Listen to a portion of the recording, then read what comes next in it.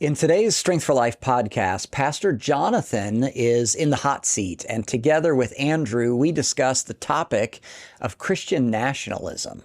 Personally, I'm a Christian, and I love my nation. So does that make me a Christian nationalist? And what is a Christian nationalist definitionally? Pastor Jonathan does a great job at helping us understand how this term has been used as a pejorative, while at the same time he explains that it's a term that biblically informed Christians can identify with. After all, America was founded as a Christian nation, so doesn't it make sense that she returned to her heritage? Really, I think that you will find this podcast extremely informative, especially if you're a Christian and especially if you love this nation. So without anything further from me, here's today's Strength for Life podcast.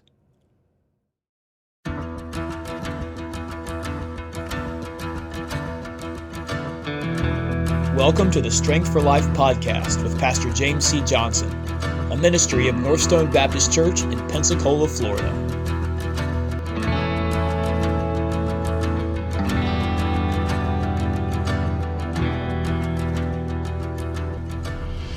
Well, gentlemen, I welcome you to the Strength for Life podcast. Hey, Pastor Jonathan. Great to be here. So, Jonathan, you're kind of in the hot seat this time. It felt warm.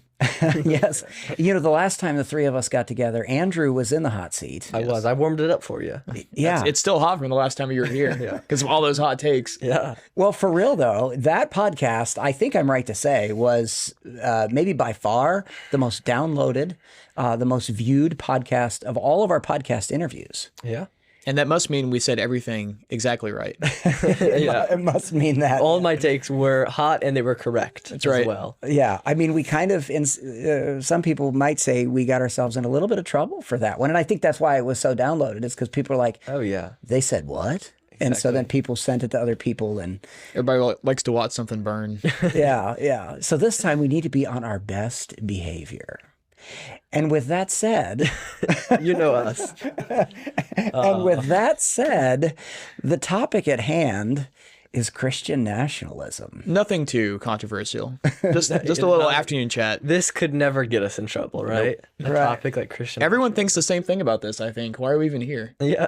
We all agree. Right. And that kind of leads us into our first question. Yeah. So, and this idea of Christian nationalism, as we suggested, is not a super agreed upon topic. It's an extremely controversial topic, even within spheres of Christianity that we reside in. Some people are hesitant to call themselves Christian nationalists or to adhere to some of those doctrines or truths. So why is this topic one that we should discuss today, and why is it so controversial in the Christian world?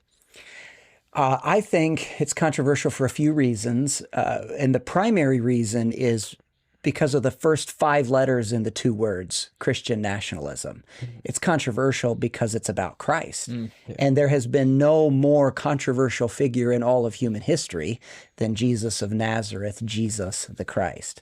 So Great answer. I think when you start talking about Christ, you invoke some controversy. Yeah. Yeah, they're on the Strength for Life channel.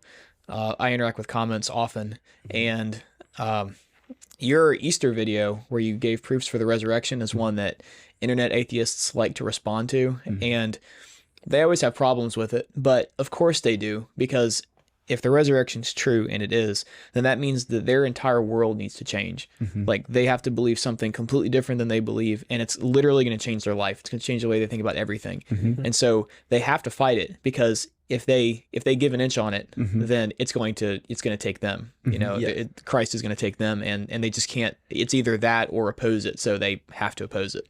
Yes, and I think another reason that it's so controversial is because if the atheist gives up their atheism and accepts Christ, it requires submission to Christ.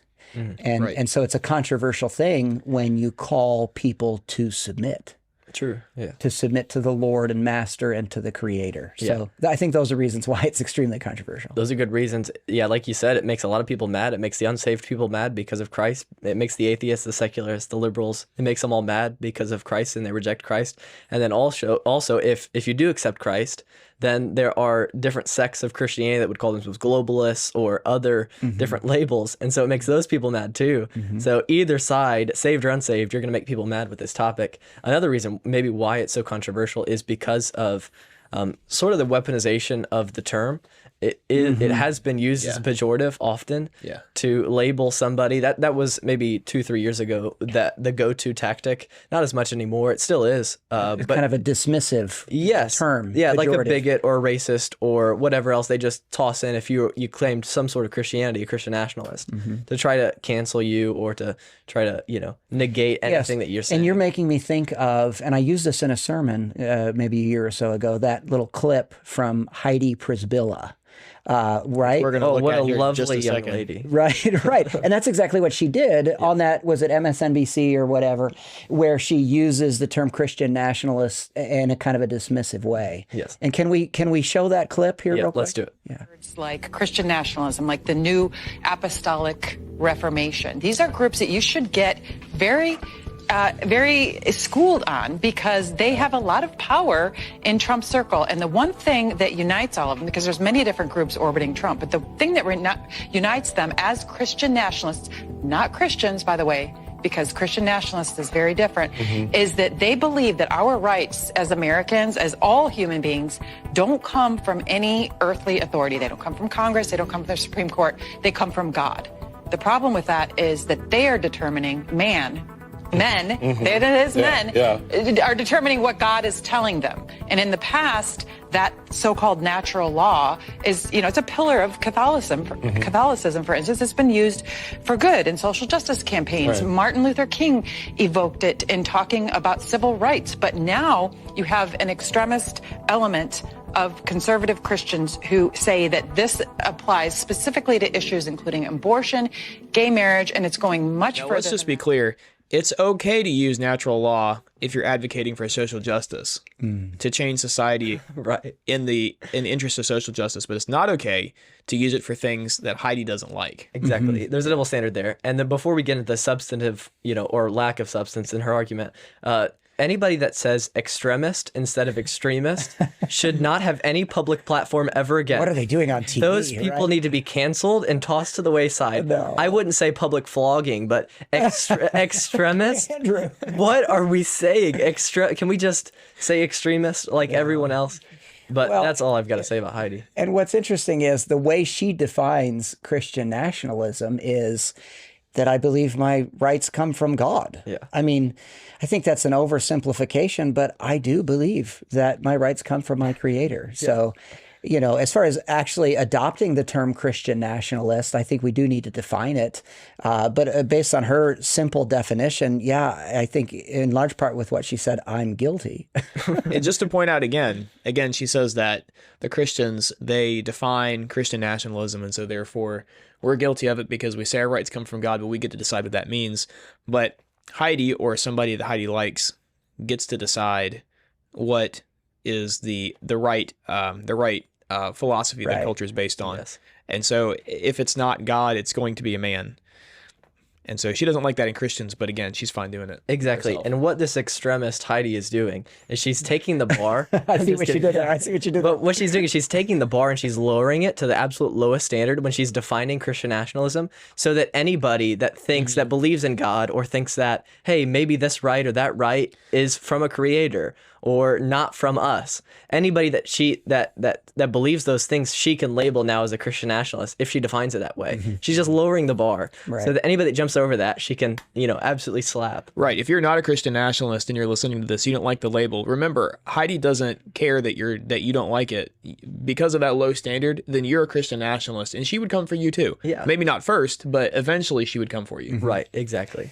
So it is a controversial topic, as we've already identified, and part of the controversy of it is defining it. Okay. So Pastor Jonathan, would you give us what you think is a sufficient definition for Christian nationalism? What does it mean when people say they're Christian nationalists? Yeah, a lot of people have written on this thing, and there are other definitions that are probably better definitions.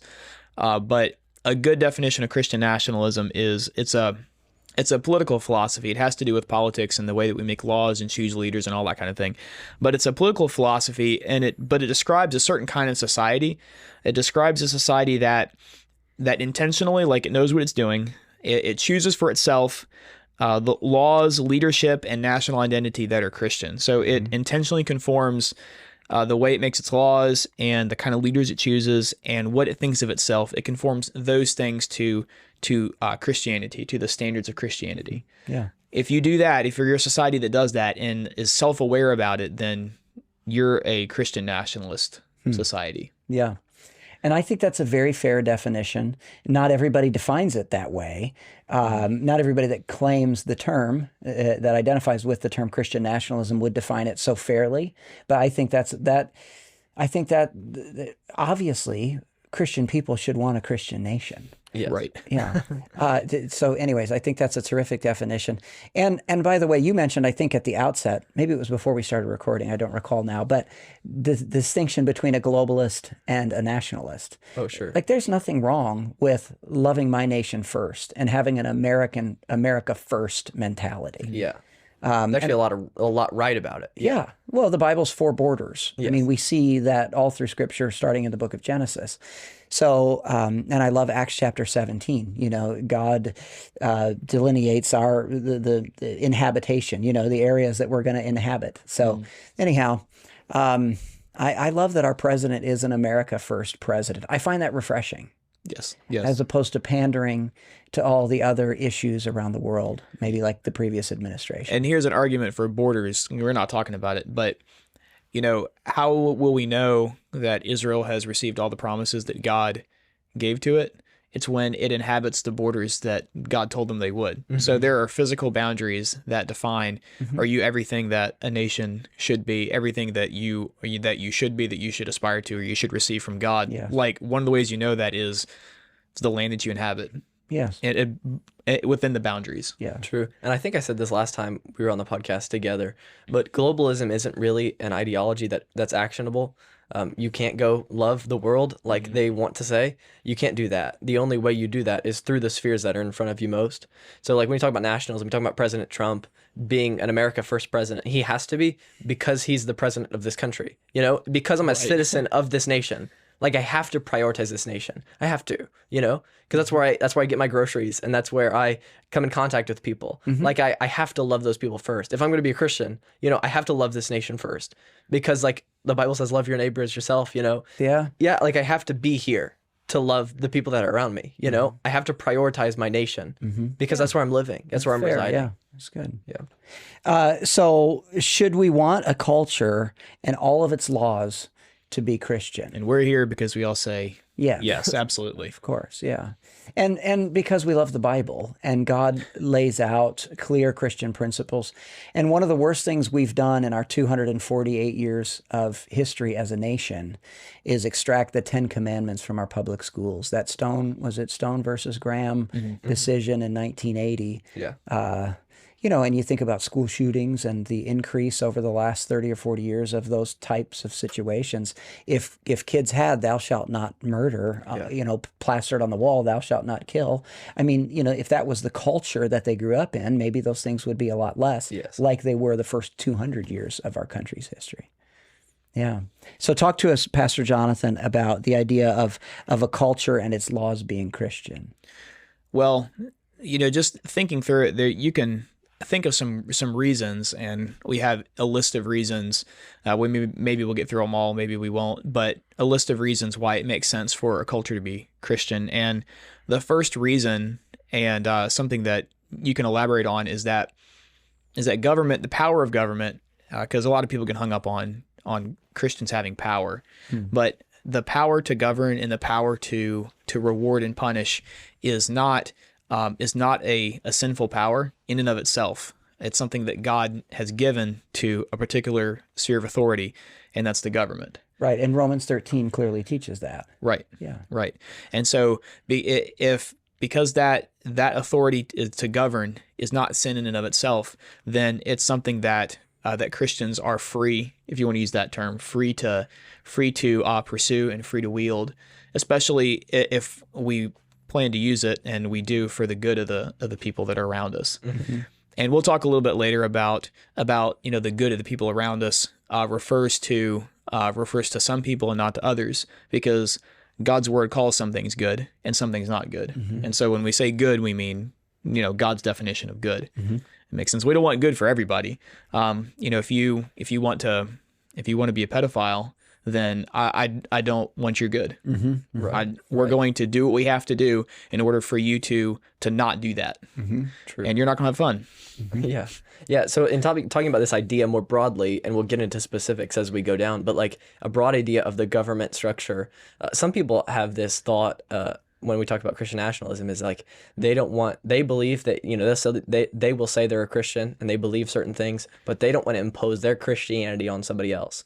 And so the first thing that I think that is foundational is that all law is imposed morality. Like all of it is. It's not like law as a concept is imposed morality. Like the government is telling us what to do and what morality is.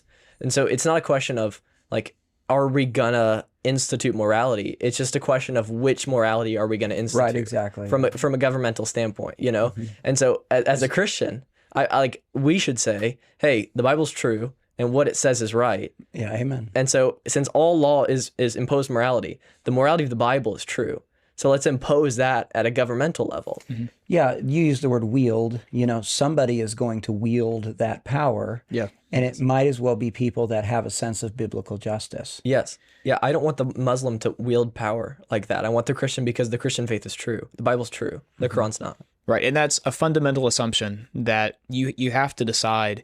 You have to decide if it's good for the truth to prevail over lies. Yes. And if it is, then you have to give more latitude to the truth. One of the reasons here is kind of a logical reason, and it's people who don't want Christian nationalism, but yet who are Christians, believe that the only right belief system, the only right religion, should not be in power, but instead should give away the power to govern and to make laws, like you're talking about, to tell us all what's right and wrong through the laws that we enact, and to appoint leaders and to define culture and shape culture. We're going to give all that away to everybody else who we already know are believe things that are false, believe lies, and are in some sense in the kingdom of Satan and doing the bidding of the world, the flesh, and the devil. Isn't that almost unfathomable? It is. That Christians would have that take. Yeah. If the goal is to be more like Christ as a nation, like I want America to be more like Christ individually,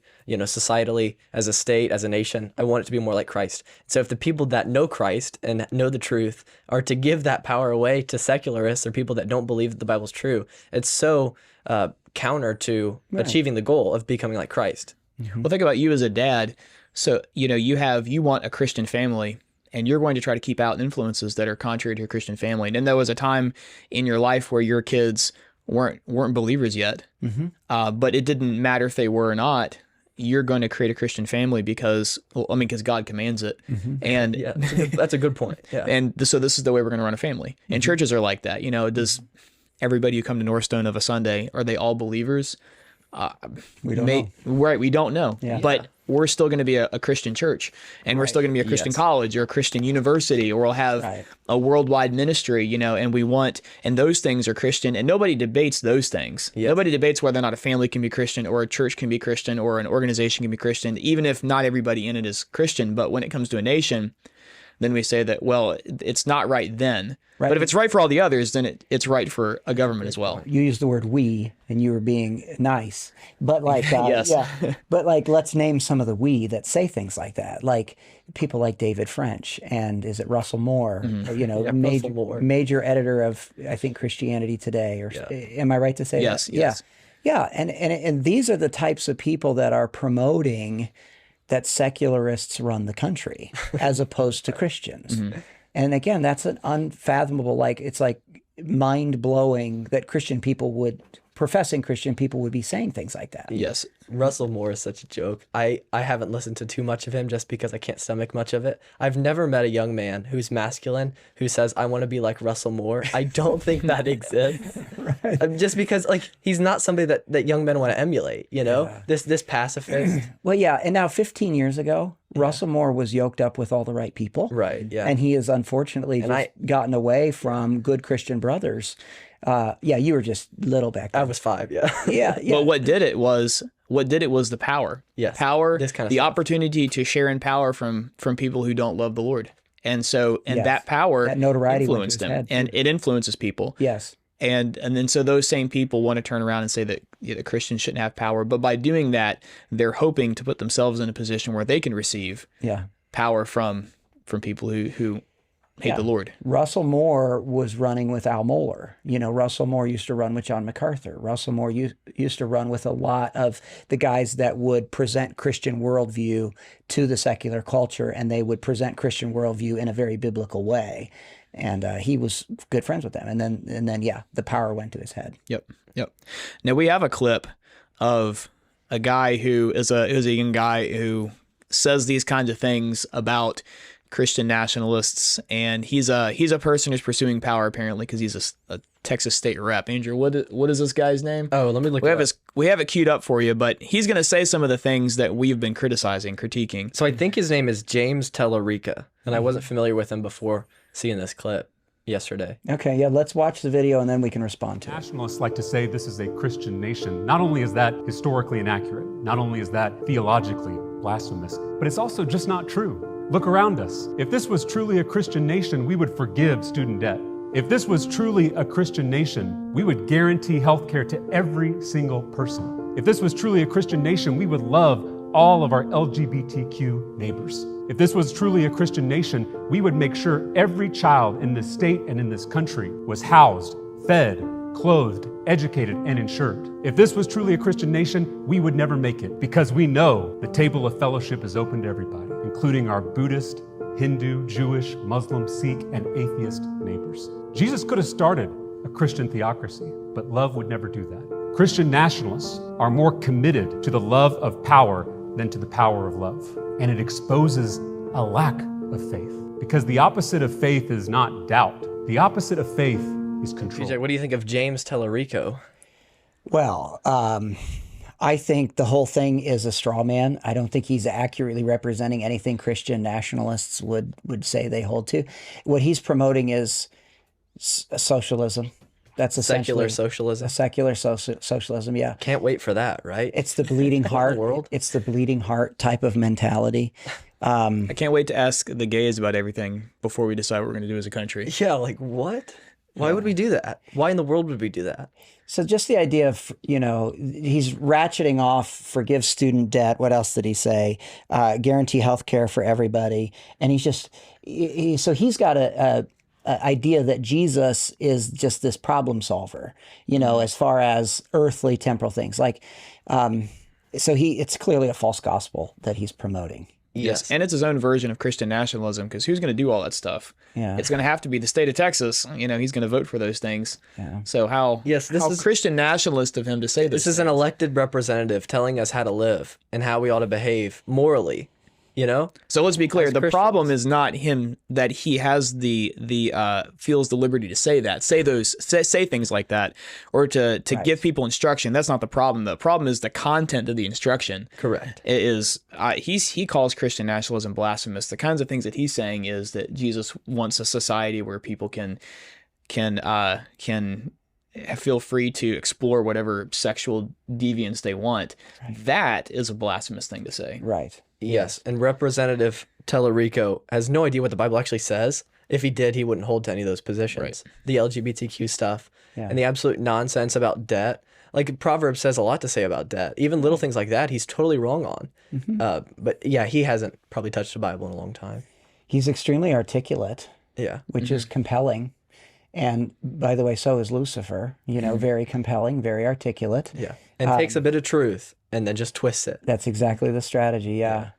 Yeah. I find the whole thing just super sad, honestly, because in just that short clip is pluralism, is an endorsement of homosexuality. I mean, just a lot of evil. And so I see why you're saying he clearly doesn't know his Bible, but he's presenting a false Christ.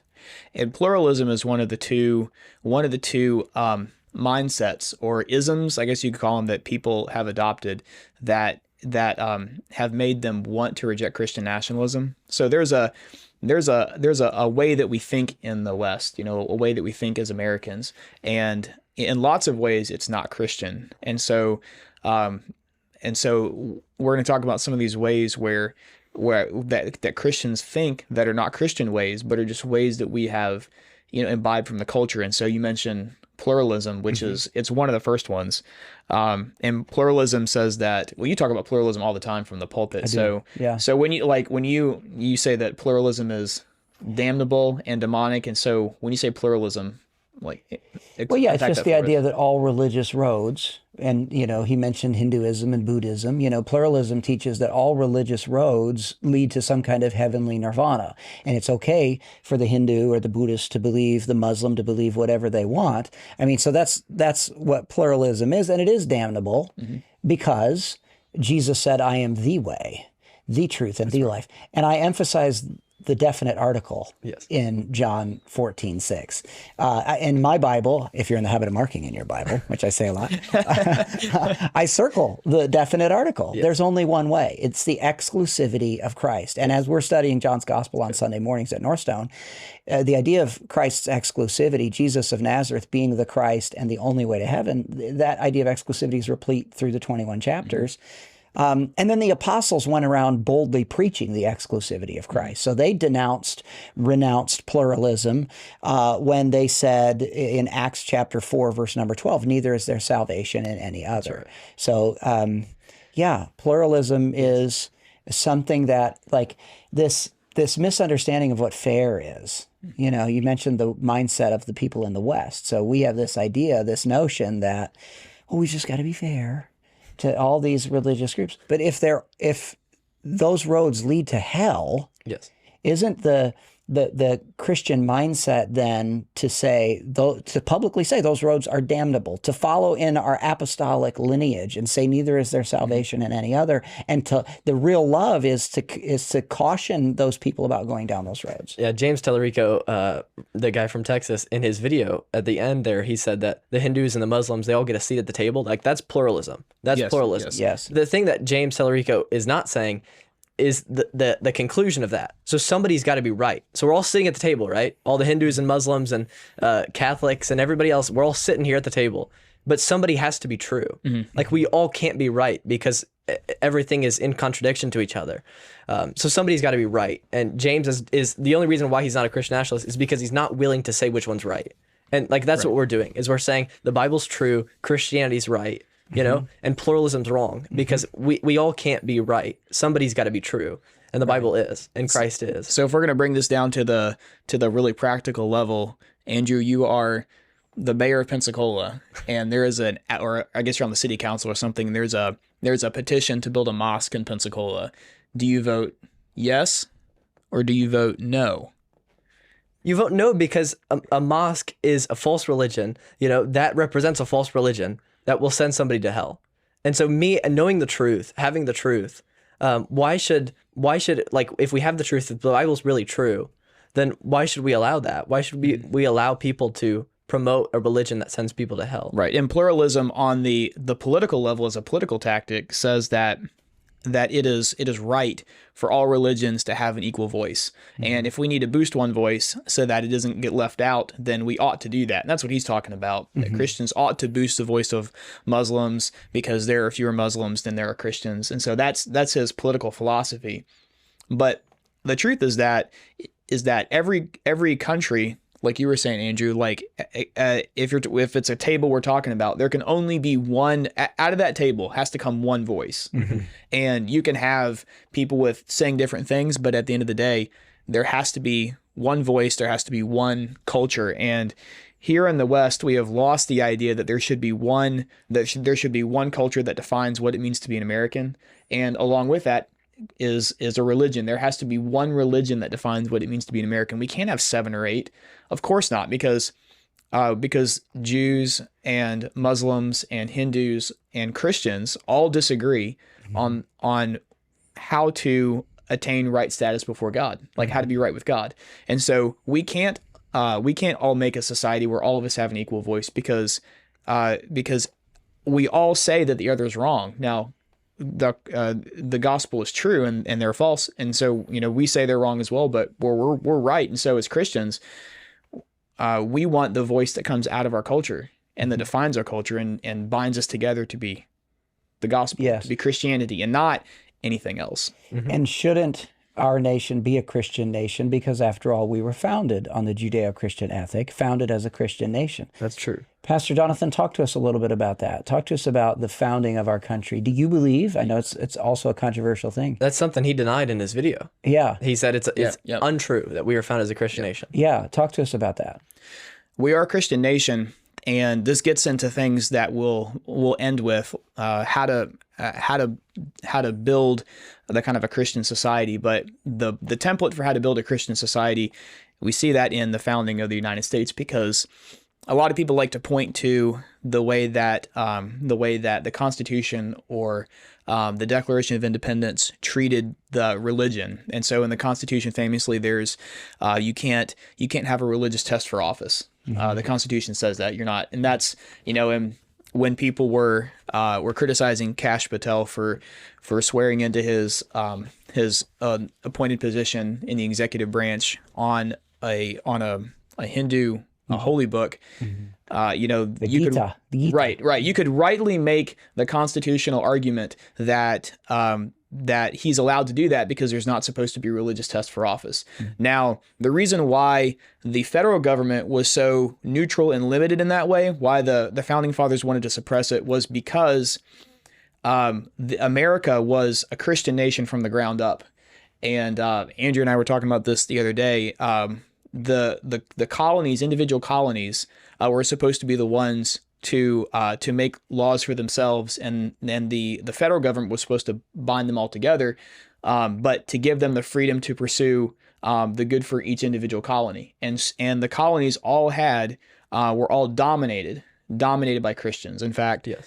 they all had their own. Many of the colonies had their own churches, their own state church, like Maryland and Virginia and Rhode Island, and they all had an official church of the state or the colony of Rhode Island or the colony of Maryland or the colony of Virginia. And they required statements of faith to hold public office, like the original colonies did. Right. So of course you can't have the federal government saying, well, in order to hold a federal office, you have to be a Baptist. Yes. Because you have other colonies that aren't Baptist, and so the federal government is not going to fight that battle. They're going to try to be limited and neutral, so that the states can pursue what's good for them. And so because of that, people look at the founding of America, they go, oh, well, actually America was, a secular nation. But no, I mean, it's already established, well established. The founding fathers, their thinking was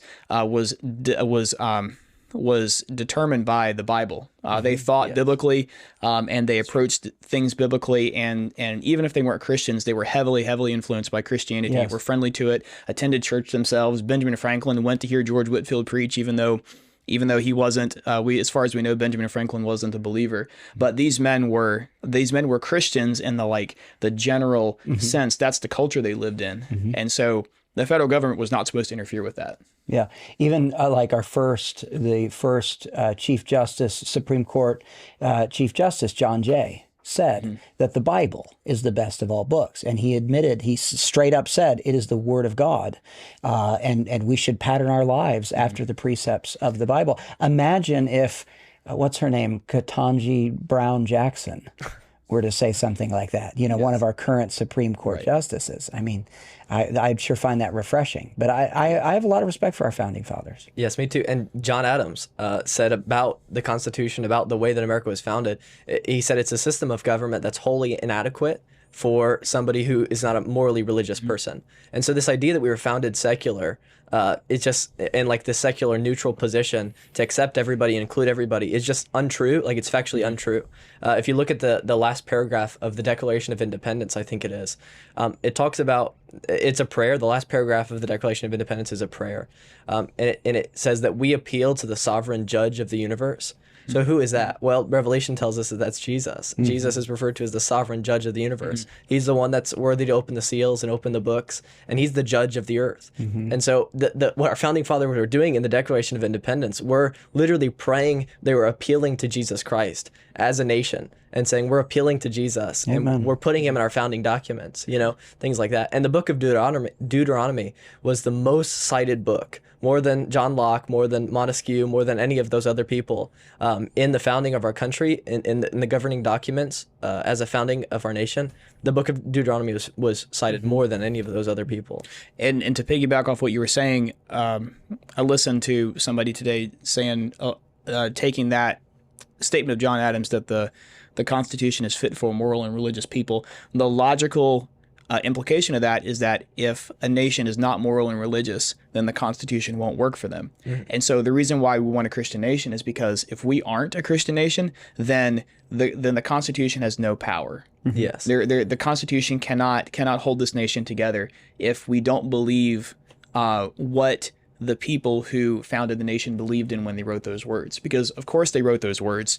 Of course they wrote those words in a certain mindset, and it was a Christian mindset. Of course not, we want to steel man it. Not all of the founding fathers, like I said, Benjamin Franklin wasn't religious. There were some, Thomas Paine was even less religious than Benjamin Franklin. And so he definitely wasn't a believer.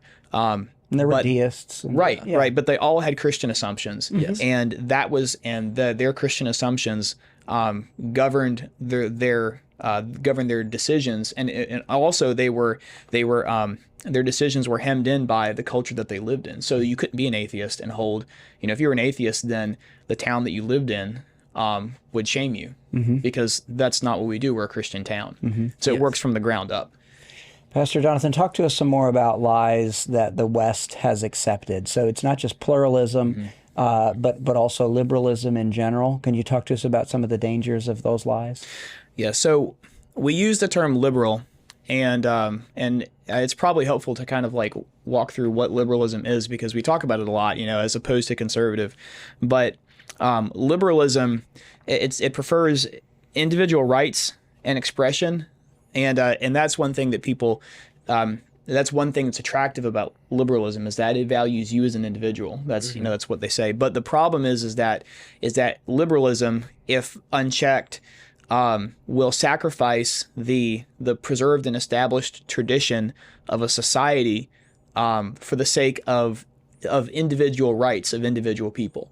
And so that's the reason why we have had Obergefell v. Hodges in 2015, was because how the LGBTQ was a fractional minority of the U.S. population, some 1%, right, yeah. Single digits. Yes. But yet liberalism says that we have to overthrow the established tradition and the established moral order of a society for the sake of those. 99%. Exactly. Yeah. Yeah. The 99% have to sacrifice for the sake of the 1%, and that concept where I ought to be free to pursue anything that I as an individual believe is right and good, or even just preferable for myself. That is a liberal idea. And the truth is that a society is supposed to prioritize the temporal and eternal good of the people in that society over whatever ideas people in that society might have. And so Yes.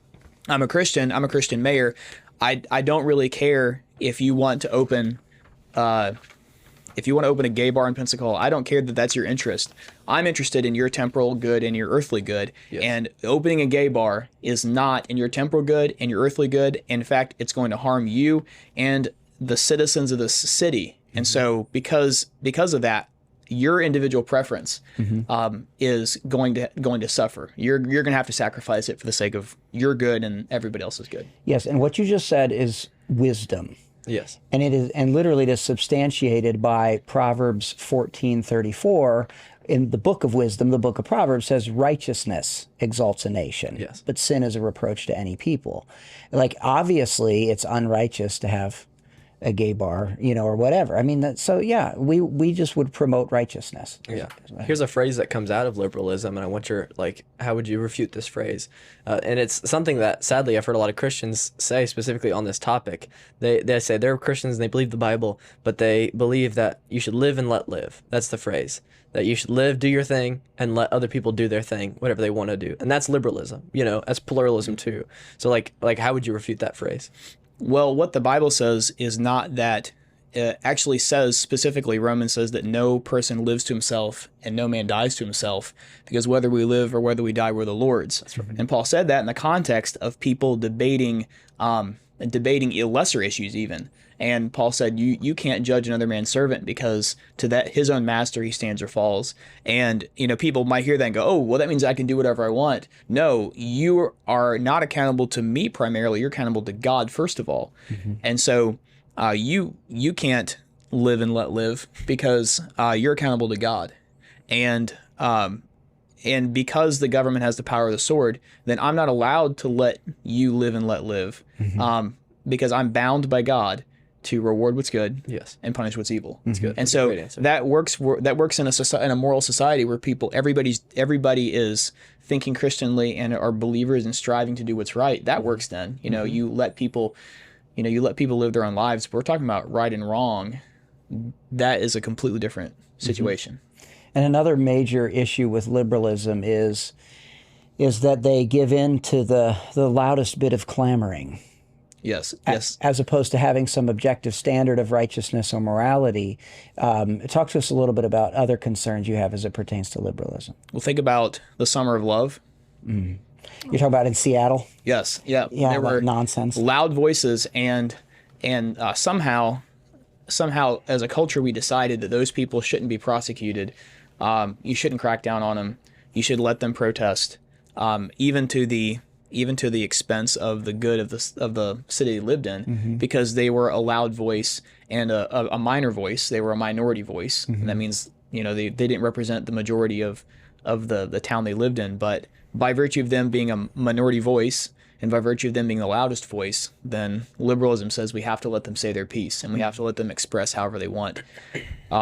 But the truth is that the way that you determine how you're going to govern a society is you choose your friends and your enemies based on who affirms the most truth. And so it's not the loudest voice; it's whoever's closest to truth. Yes. And so that's why we. That's right. That's why you made videos about voting for Donald Trump.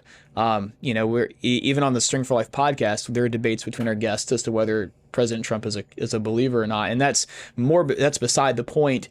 We're just trying to pick the person who is the closest to truth, and so those are our friends, the people who are closest to truth, and that's how you run a society. That's how you choose who to reward, and that's how you choose who to punish. Because there is an objective standard, and liberalism leads to subjective, as a culture, just wish-wash, going wherever the populace says. That's where liberalism leads. And it reminds me of Ephesians 4, and Ephesians 4:14 says that henceforth be no longer children tossed to and fro and carried about with every wind of doctrine by the sleight of men and their cunning craftiness, whereby they lie in wait to deceive. And that's where liberalism ends us up at. It ends us up as a nation that we're tossed to and fro, going wherever the pulse of the nation is headed, whatever sinful direction that's headed. That's where we're going. If we want liberalism to be the guidebook of where we go. I think you're touching on the difference between democracy, and a republic. Yeah. Yeah, I think you're touching on that just a little bit, which I find interesting. Right, and that it goes into how liberalism sees the leaders of a nation, and so liberalism. It pretends that it's going to have leaders that just let people do what they want or let people have free expression, and so whenever a candidate says, I'm for you getting I'm for you getting abortion if you want it, I'm for you being able to play in women's sports if you're a guy, that's what they're pretending to do is to let people be free to choose. To act on their own individual preference, and I'm just here to make sure that everyone can, can have their own individual preference. But that's not how leadership works in a society. There are always leaders. There are always people who push, who tell, who influence the society as to what's right and what's wrong. And that's a function of the government. You talked about how laws teach morality, and so that's what leaders will do that. And if they're telling you, that's what a demagogue is. A demagogue is a person who pretends to give the populace what they want because they know that that's a way they can get power. And so the goal is not what you want. Of course, it's not. Like somebody in Congress, they don't really care about They don't really care about the individual people. And you know that. You watch the State of the Union, whoever it is highlights some person, and they don't really care about that person. They just care about the issue that person is attached to, that they can, that will help them set the direction they want to set. That's what it's really about. And so it's not about the individual people. If you say that you're only interested in what people want, then you're using that. You're a demagogue. You're using that to get power. Yeah, that's true. Great answer. Now, liberalism has given way to globalism. And so I think you have a clip. Michael Knowles is somebody that on many issues has been pretty helpful. Can we show that clip next, and then we can review it together? Yeah. Liberals hate Christian nationalism, not because it is a departure from the American political tradition, but because it is the American political tradition, which the liberals do not like. Liberals hate Christian nationalism because it is the opposite of atheist globalism, which is the scheme that they prefer. The term liberal democracy lends itself to this agenda of atheist globalism by diverting the nation's attention away at the physical level from its own citizens in favor of the ever-expanding international community of supposed democracies, and by turning the nation's soul away at the metaphysical level from our common good, which can only come from God, toward the glittering idol of individualism and choice. Yeah. There's a lot there. Yeah, and he is saying a lot of the things that you just articulated. And so, Pastor Jonathan, let's talk practically, okay? What does building a Christian nation mean, and really where does it start? So we touched on all these things. I guess here is a time where we bring everything back together. But you can't have Christian nationalism if you don't have a society that sees itself as a Christian society. We interviewed Pastor Ryan King, and has that aired yet at the time of this? It will have. Yeah. So by the time this comes out, you'll have heard Pastor Ryan King, and he is far more reluctant to give himself the label of Christian nationalist. And part of the reason why, and he said this, is because Canada doesn't see itself as a Christian nation. And so for pastors in Canada, they have to reckon with that. They can't say, we're gonna have Christian laws now and Christian leaders, because the people themselves don't think that of themselves. And so you can really only have a Christian nation if you have a Christian society, a society that thinks of itself as Christians. People in the society, I'm a Christian. And I want a society that preserves the tradition of being a Christian, the belief system of being a Christian, the values of being a Christian, the way we structure families of being a Christian, and if you don't have that, then you can't ever get started with a Christian nation. People talk about, Christian nationalists are going to impose Christian nationalism on top. I mean, there is room for leaders to make Christian laws, but you still have to have, underneath of it all, you still have to have people who have some sort of affection, whether they're Christians or not, for the gospel. They have to have some sort of affection, or else you can't really have a Christian society and you can't have a Christian nation.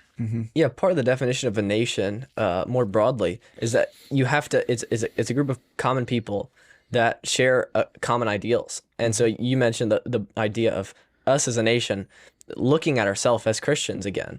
Like that's what it's going to take. How do we make this process happen? Well, it starts by us as a nation sharing these ideals of Christianity, of the Bible, sharing these truths together as a society so that we can get somewhere, Yeah, so an interesting question is, I'm curious what the both of you think. Would you say that Pensacola, because it starts on the level of the town and the city, and then the state, and then the nation, would you guys say that Pensacola is a Christian town?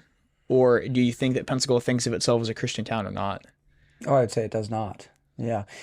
It's certainly our mission field. And I wouldn't say that Pensacola would identify it would just be, Pensacola is a conservative town. It's a great place to live. I love our governor. I love Ron DeSantis. He's done a lot of things that represent biblical justice, in my opinion.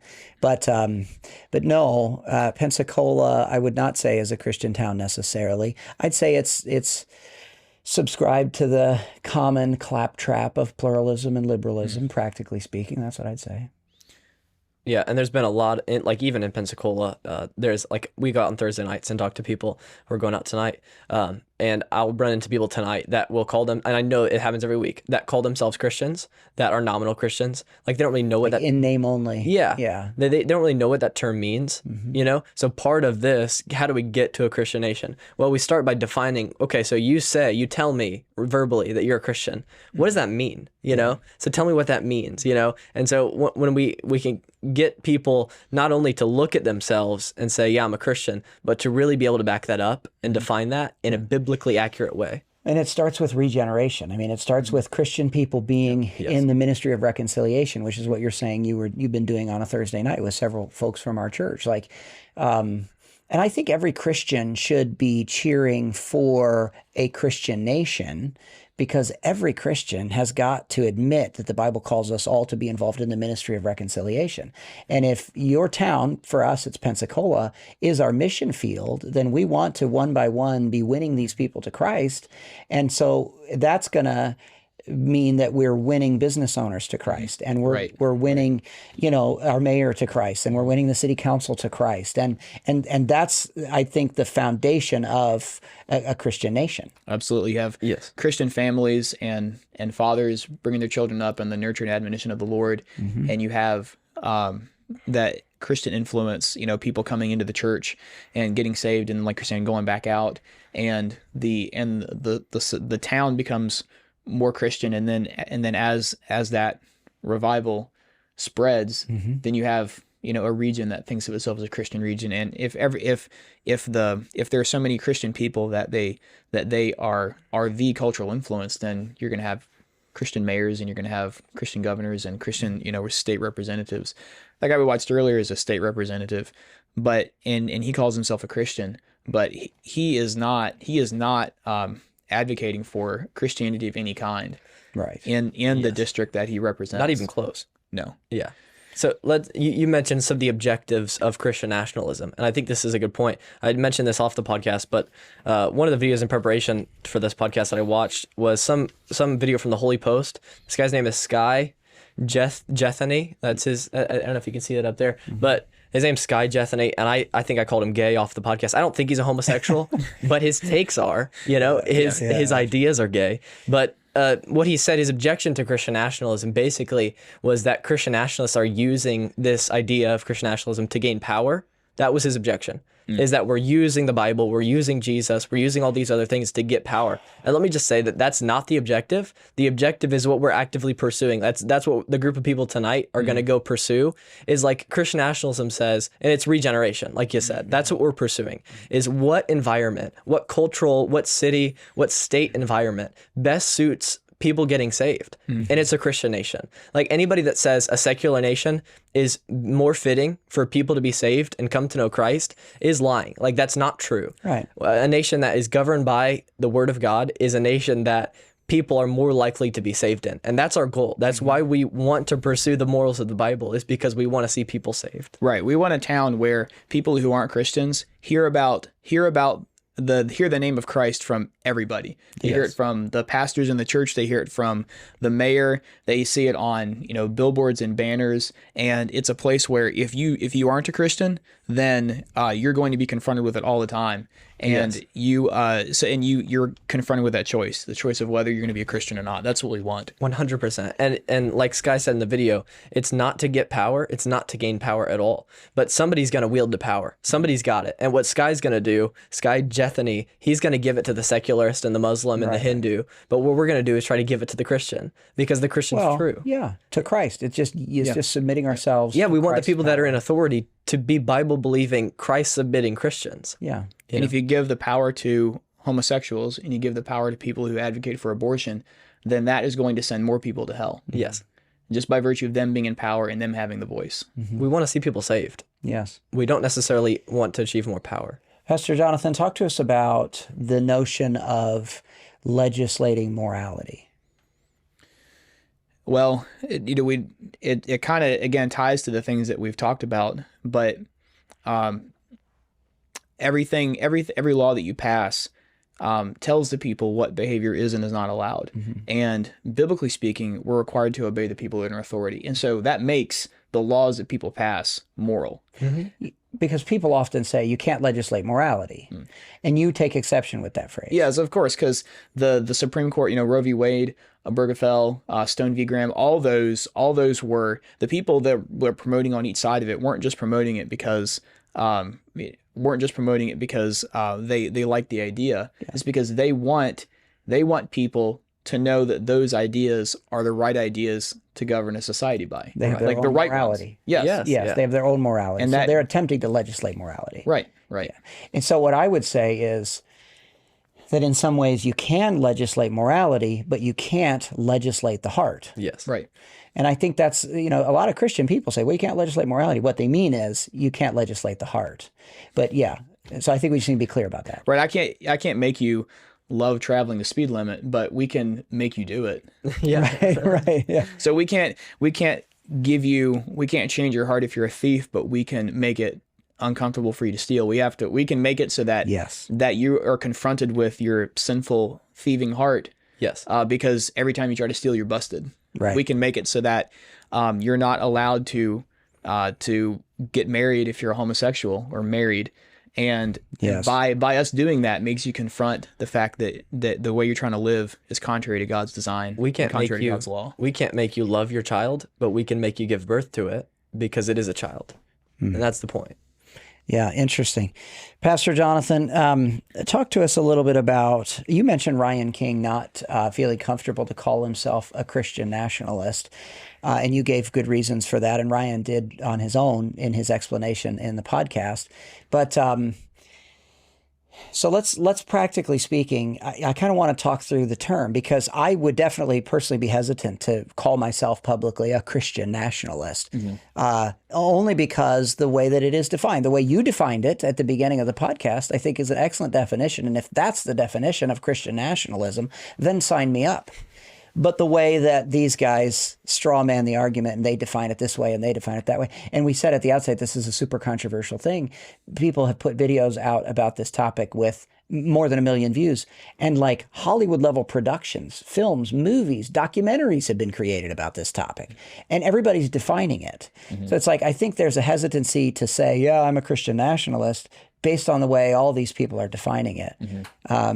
But I think I would call myself a Christian nationalist if people give me a chance to define it, and I define it the way you defined it. I think that's helpful. What are your thoughts about using terms that have 15 different definitions? One of the weapons of of unbelievers, people who hate God and are trying to reshape society into their image, one of their weapons is the terminology they use. And you have two choices. You can, whenever they try to stake out a claim to a term, you can either let them have the term because it's not worth it. It's not worth it to fight for it, or you can use them trying to own that term as an opportunity to tell people what you believe. And everybody has to decide where they're going to draw the line.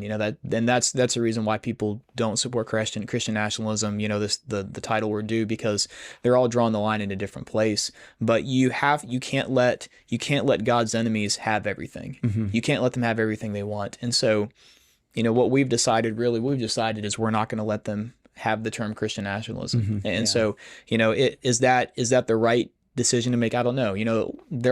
We talked about, good men, godly men who don't want to use the term, and they're simply drawing the line in a different place. They're not letting God's enemies have everything, but they're choosing to fight the battle on a different front. And so you just have to pick your battle. I think God's enemies use the same vocabulary, but they have a different dictionary. They're using all the same terms as us, Heidi Prisbilla, but she's not, they're not actually interviewing somebody that could represent Christian nationalism in a steel man kind of way. They're just straw manning all those things. Yeah, Mike Smith says that the highest form of psychological warfare is redefinition of terms, like you just said, and that is true. They try to take these terms and make it mean something differently than it actually means, so that they can pejoratively label you as this extremist Heidi kind of thing, so that they can cancel you, and this is one of those terms that needs to be defined properly. And if they can't do that, then the other tactic is to ridicule you, to make fun of you, and to make you shut up that way. Yeah. Yes. Do you see any differences between Christian nationalism, as you just defined it, and dominion theology? Or would you call this type of Christian nationalism dominion theology?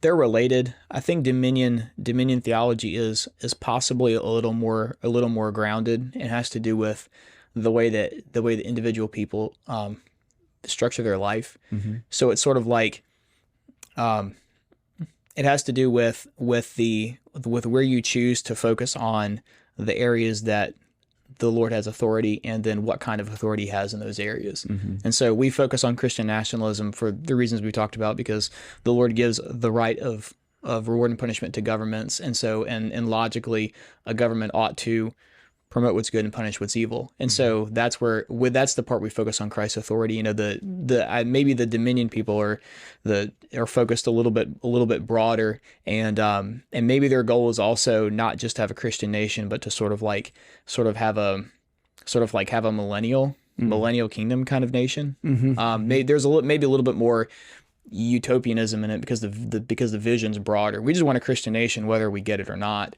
Mm-hmm. But the dominion theology kind of has a little bit more of the end goal in mind, which is, you know, that everything looks on earth like it does in heaven. Mm-hmm. You know, whether or not that's achievable now or not, that's kind of the goal.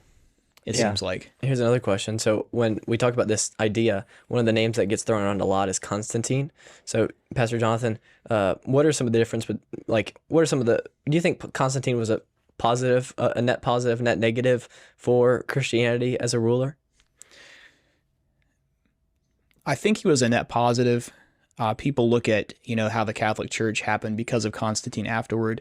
But the assumption behind people who dislike Constantine is that the Christian faith grows best. The soil for Christian faith, the best soil for Christian faith is persecution, and that's kind of the way that they think about it. Mm-hmm. And so, because Constantine, you know, wasn't a Christian, or may or may not have been a Christian, then, but because he used his power to, you know, promote Christian things, then that's inferior to a world where Christians persecuted, and so therefore the people that get saved are true, you know, are mm-hmm. true Christians because of the environment. Yeah. And so I think it's an argument about environment. Mm-hmm.